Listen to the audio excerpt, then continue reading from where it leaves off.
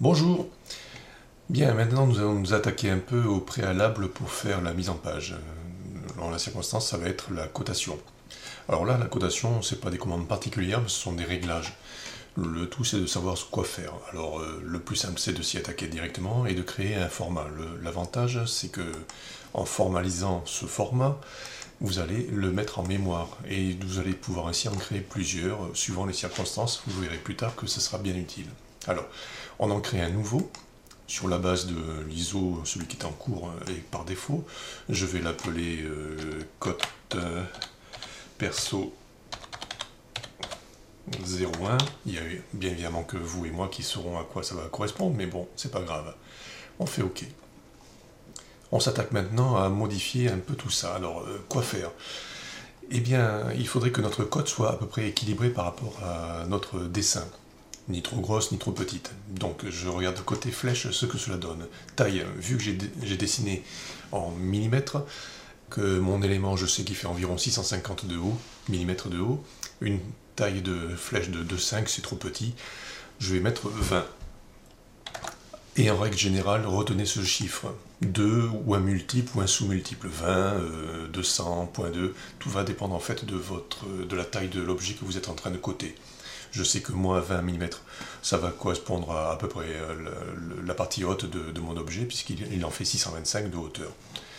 Et en règle générale, quels que soient les éléments que je cote, je retiens toujours ce chiffre 2. Pour moi, c'est un repère. Après, les cotes linéaires. Nous allons, en termes de précision, puisqu'on travaille au millimètre, on n'est pas censé faire du demi-millimètre, donc on est en mécano soudé, c'est pas non plus de la haute précision, donc on va rester en précision 0, pas de chiffre après la virgule. Au niveau des lignes, je vais paramétrer un peu les lignes de cote. La ligne, je voudrais pas qu'elle soit blanche, ni noire, une fois qu'elle à l'écran quand je dessine est noire quand j'imprime, je voudrais qu'elle soit d'une couleur plus pondérée pour qu'elle soit moins voyante, moins flashante, pour laisser un peu plus de place au dessin. Donc je vais lui donner un petit gris. Une couleur 8 par défaut, c'est bien. Le décalage. Le décalage, c'est le décalage de la ligne de cote. Donc je vais baisser ce décalage ou l'augmenter, mais en tout cas je ne vais pas laisser ce chiffre un peu bizarre. 3,75, je vais mettre 20. 3,75, non, et on va dire 2. Toujours dans mon petit repère de chiffres. Le texte, le paramètre du texte aussi, je vais le retoucher un peu. Je vais le laisser en noir. La hauteur 2,5, ben, on a vu que 2,5 de millimètre et demi, ça fait trop peu. Je vais mettre là aussi 20, et puis on va voir ce que ça donne. La position du texte, je laisse le décalage par rapport à la ligne de cote, ça c'est important. Si je laisse ça, ça va être quasiment collé à la cote, alors je vais lui mettre 2. Il va être écarté de 2 mm par rapport à la ligne de cote. Et puis voilà, j'en reste là, je fais OK. Et je fais une cotation. Alors j'ai oublié un truc, c'est de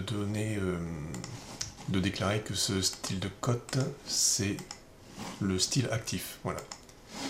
Maintenant je fais la commande LI pour cotation linéaire, je pointe ici le début, la fin, je pose ma ligne de cote. Voilà, bah, je me rends compte que j'ai oublié un truc. D'abord je me suis pas occupé de la ligne de rappel, la ligne de rappel est trop bien attachée à l'objet.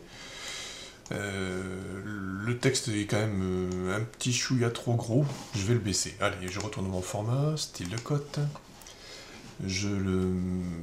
style de cote perso, OK. Je vais modifier le texte. Je vais baisser un peu la hauteur du texte. Et au niveau des lignes,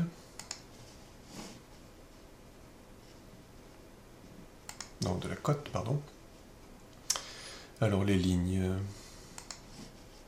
la ligne de rappel cette fois-ci. La ligne de rappel aussi, je vais lui donner la couleur 8. Et je fais OK. Voilà, vous remarquez que le format s'est mis à jour. Le texte s'est bien baissé, le texte et la cotation ne sont ni trop gros ni trop petits par rapport à l'objet. Je pense que ça devrait y aller. Donc, nous allons continuer. LI.